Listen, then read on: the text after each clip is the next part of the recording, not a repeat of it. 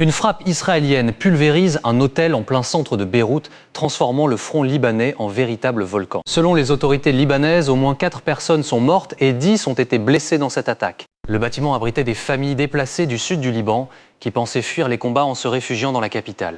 Israël affirme viser des commandants iraniens opérant au Liban dans le cadre de la guerre régionale contre l'Iran. Le ministère de la Santé libanais évoque désormais près de 400 morts en une semaine de bombardement. Pour les Européens et les Français, cette escalade signifie plus qu'un simple titre de journal lointain et abstrait. Paris suit de près la situation alors que la France a déjà déployé des navires en Méditerranée orientale. Les marchés de l'énergie redoutent une extension du conflit avec un risque de nouvelle flambée des prix en Europe.